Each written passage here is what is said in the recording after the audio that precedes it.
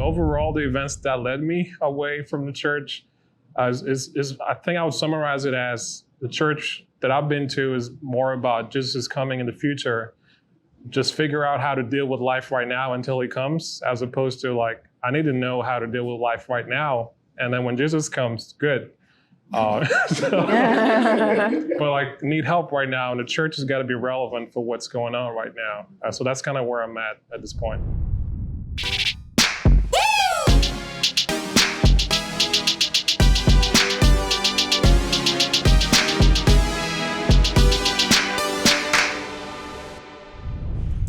What's up, everybody? This is Lisa Fields, the founder and president of the Jude 3 Project, and I'm so excited because we have season 2 of Why I Don't Go. Now, if you've been tracking with us for any amount of time, you know that we have a very popular series that we started last year called Why I Don't Go. And the purpose of Why I Don't Go is to sit down with young adults to discuss why they left the church. And the first part, we just love to listen to them. I feel like listening is an act of love, and we can't be good apologists if we're not good listeners. So the first part of this series, I'll just be listening to them for 4 episodes. And then we'll have Q&A where they'll get to ask me and my co-host Rasul Berry some hard-hitting questions about church and the faith. Season 2 is located in the beautiful city of Washington, D.C. I know you're going to enjoy the conversation we have with young professionals about why they no longer go to church. Let's get into episode 1. What's up, y'all? This is Lisa Fields, the founder and president of the Jude 3 Project. And I'm so excited because we are in season 2 of our Why I Don't Go series. Now, many of you may have missed season 1, but you should definitely go back and check it out. It's when I sit down with young adults, young professionals who no longer go to church for various reasons, to just listen and understand. We live in a culture that sometimes likes to antagonize and be critical of people and tweet at people, but there's not much listening going on and understanding. And we want to create a culture here, Jude 3 Project, where we're listening to people, we're understanding their questions so we can better engage. And I think the church needs to do that. So I'm going to be listening to these dynamic people. And we're in one of my favorite cities, Washington, D.C. I always say Jacksonville, Florida is the greatest city in America, but Washington, D.C. is right under that. And I'm sure these panelists would disagree with the placement of Jacksonville, Florida, but that's okay. You know, I get to rep my city hard, and not the football team, but just the city. So I'm gonna let our panelists introduce themselves to you all. My name's Daniel. I'm happy to be here. Thank you. I'm Tish. Glad to be here with you. Hi, my name's Treyana. I'm Jasmine. And my name is Dennis. I'm glad to have all of y'all here to talk about such a easy topic, right? Not controversial at all. So we're gonna start off on a positive note. When you leave, in order to leave a community, you have to be a part of a community. So you obviously were in church at a certain time. What did you like about church? It's funny you ask, because I grew up in church. I was churchy of the churchy. Middle school dances, I was a kid in the corner, you know, shouting and playing the tambourine. When I was in church, it did feel like a community. It felt like a family. It was a family for, you know, many cases. It was the fact that I could express myself in, you know, different ways as I felt like it, as I was younger. That was definitely a positive. And also it was the idea of just being able to have a group of like-minded individuals who at that time matched where you were. And that was the benefit of church. And it's all I knew. So that was the only experience I had. So I could lock arms with my other churchy kids in the corner of the middle school dance, right? And just have a good experience. So that was the best part of church. That's awesome. Thank you for sharing that, Tish. I think I'd have to agree with Daniel. I grew up in church as well, and I still have friends from the church I grew up, the Baptist church I grew up in. There are still people that, you know, I'm connected to today. And then, you know, the church that carried me through most of my adult life, lots of great friends and, you know, brother and sisterhoods that came out of that time. So it's the sense of belonging and the sense of family and the sense of communion with people that believe the same way you do, live the same or similar lifestyle you do. And I think those were some of the best things that came out of my experience. Mm-hmm. Triana? I would have to say a similar thing. For me, I grew up in church as well, but I really enjoyed the community and the support that I got from my church. So that was definitely the best part, the connections in the community. For me, I would say the best parts were the communities, or extensive community, as well as the food. Oh, I love the food before. Sometimes you get food after. Yeah, and I also, what also attracted me to it was the traveling. Like a lot of them traveled to different places and, you know, as missionaries, so they got to meet new people. So I thought that was intriguing. But I'll be honest, most importantly was the food. That brought me, because you go to people's houses and you also experience, again, more sense of community and sense of belonging. So That black church fried chicken. okay, that's all I'm gonna say. Yeah, and then somebody always has some really good baked goods. That. Well, for me, it's very similar to what has been shared already. A big part of my social life growing up outside of the home environment was at the church. So one of my fondest memories of making friends or any form of entertainment was within the church community. So I think for sure that was the best part of church growing up. That's awesome. That's awesome that y'all have that family dynamic is really important when we think about church, that it's the benefit of being in a church space. But obviously you're no longer in church space. So that means that the negatives for you outweigh the positives. So what were the events that led you to leaving church? So that's a good question, because we were having a little banter amongst ourselves earlier about that. And for me, it really was, I had a feeling prior to college that was just like, something's not clicking, became much more stressful than enjoyable. Now it gets that way because I was ordained at 15 years old, so I was preaching, I was an itinerant evangelist, I traveled across the country, the East Coast, preaching, and at all the youth services. It was fun. Like I still had fun, but it became a lot more stressful. And when college came, and I had to decide what I was going to major in, I had a lot of competing interests. But one of the areas I was really focused on was sociology, anthropology, philosophy. I wanted to understand more in depth how the human body, how the human mind worked, because we have this soul. But that's only one part of us, right? Like we're competing against humanity here. So I was like, something's missing. And my pastor at the time said, well, we don't study that because it's witchcraft. And I was like, oh, back then I was more subservient. So I was just, well, you know what? I don't study that because it's witchcraft. We're not going to do that. But it really hit home at that point, because when I transitioned to campus and I got diverse experiences, when I started, I said, like, it was all I knew because I grew up in church, right? Like the only traveling I did was to the conventions and things like that.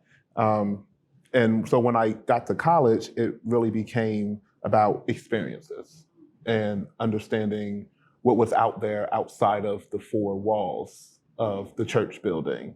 And that's what opened myself up. So it wasn't just that one instant of philosophy is witchcraft or sociology is witchcraft. It was the idea that church no longer became enjoyable. It became stressful. It became work.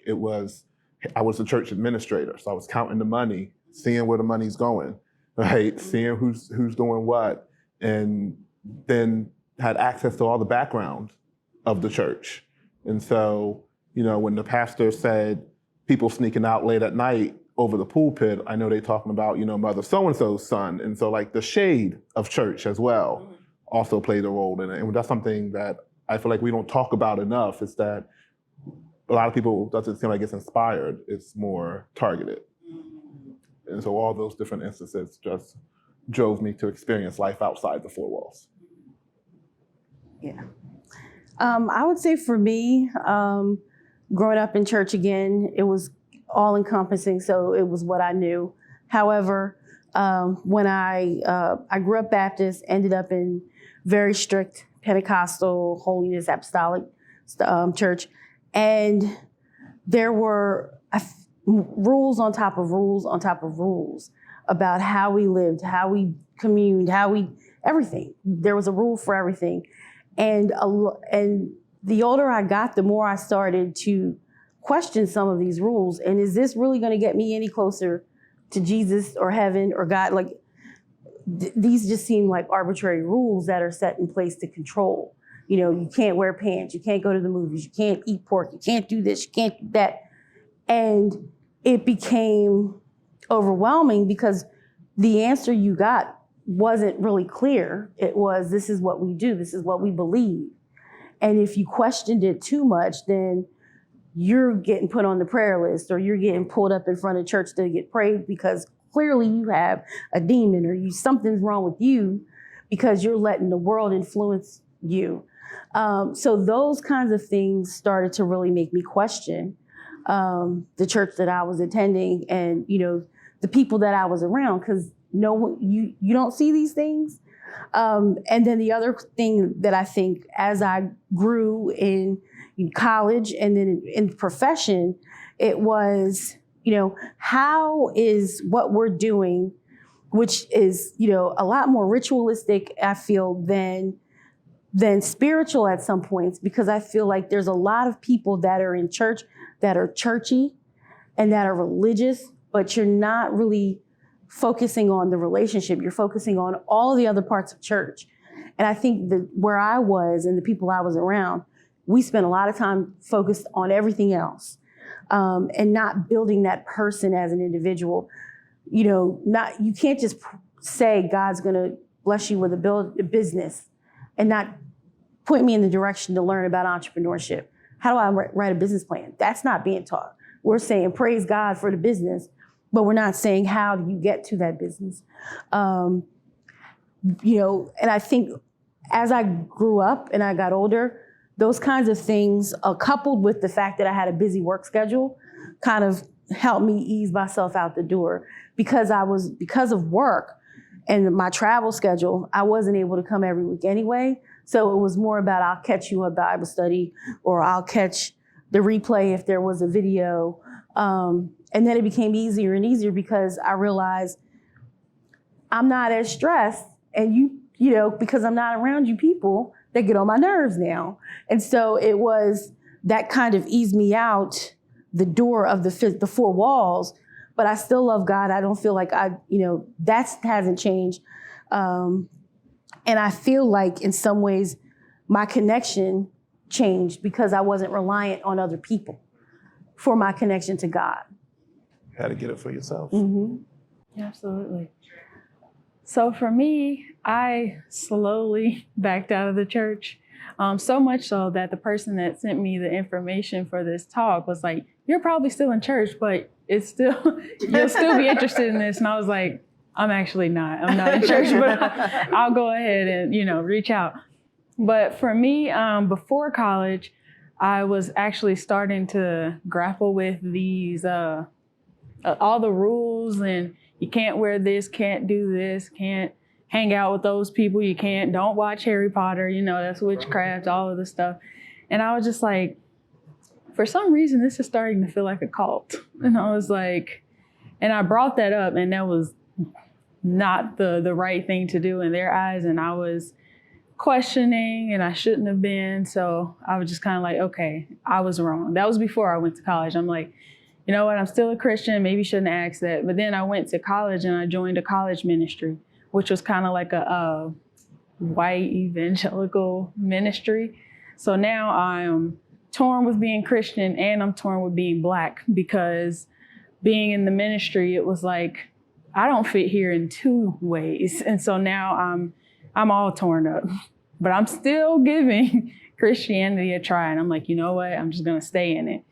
So towards like my junior year, I joined a church. It was like a church plant. And I had a problem there that I felt like the pastor wasn't really taking seriously. We talked about it. I love the people there, and he apologized. But I used that opportunity to kind of just slowly back out and I just stopped going. So that was my 3-step, back out of the church for me. Well, for me, it was going to church always felt like a part of the routine. Every Sunday we going, even if I'm staying at my grandparents' house, a friend's house. I know someone tell me we're gonna go to church, and my idea of going to church is just meeting new people and learn about God and the Bible stories and things like that. And then as I got older, it became a moment of I don't want to go anymore, and I don't want to have to say I'm sick to not go. And again, it was more so because of the community. There were people there my age that I could relate to. We'd do something maybe after church. It just felt good to go. But then when they weren't there, it's just like, why am I here? And then as I was growing, I noticed my beliefs changed. Like when I was younger in church, like in high school in church, like whatever they told me, it was bond. That's what we're going to do, and that's how I'm going to believe it. But there was still something in the back of me that was like questioning that. I'd write people off because they weren't within the word. And I'll be honest, I didn't even know what the word was, but it's like, if that's what, God say, that's what God say. And that's how my parents kind of put it on me. If God say this, then that's what it is. But then as I'm listening to this man tell me what God say, it doesn't fit with what my beliefs were. So that kind of made me kind of like, I'm going to start taking a foot out of the door, Then when COVID hit, it's just like, we're not really going. But right before COVID, we were also trying to find a church. And then I'll be honest, I didn't want to, because it was just like, it just seemed too much to do. It's like, just here for the weekend. Nah, I don't like this one. And nothing fit. So then when COVID hit, we weren't going. I tried the little, you watch them on YouTube. And then I caught a few episodes where they were repeats. And then it's just like, nah, I don't have to go. And then the same thing happened with the radio. I'd listen to the sermon. Then I said, it's a holiday. It's not playing anymore. So I fell off and kind of didn't really look back after that. More so trying to figure out where do I fit with God? Not so much Jesus, or if I were to look at other religions, I don't really care about the prophets. I want to learn more about God. And that was just my idea of it. Dennis? Wow, there's a lot that's been shared. So for me, I was raised in a Catholic home, and then in my early teens, I transitioned to non-denominational, and then in my mid-teens, I went Seventh-day Adventist. And that was all in Rwanda, where I spent majority of my childhood. And so as I got older, moved to the US, I started to care about how to engage with culture. As I got older, I had an interest outside of just the home and church bubble. And I wanted to see how the church framework had equipped me to deal with real life. And I noticed that I cared about Jesus coming in the future a lot more than I did with dealing with real problems today. And a lot of what was going on in the world in the US made me reconcile what it means to be Black.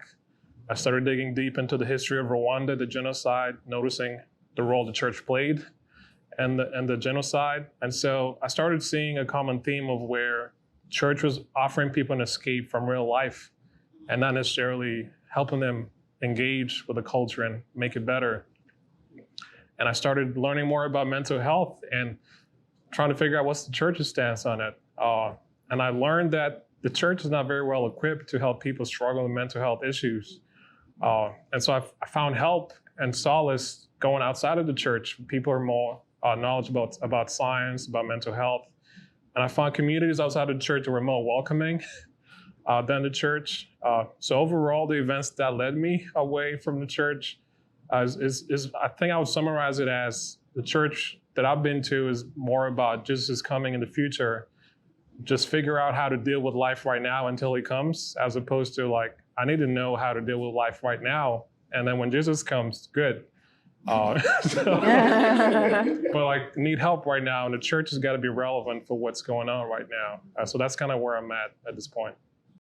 Thank y'all all for sharing y'all stories. Y'all didn't have to do that. And so I appreciate y'all taking the time to do that. Thank you all for listening with me. I hope you learned something just like I learned something. Stay tuned for the next episode. I tried for years, right, to understand what it meant to be gay, a preacher, Black, and still be in church. I tried for years, and it's something I buried for years.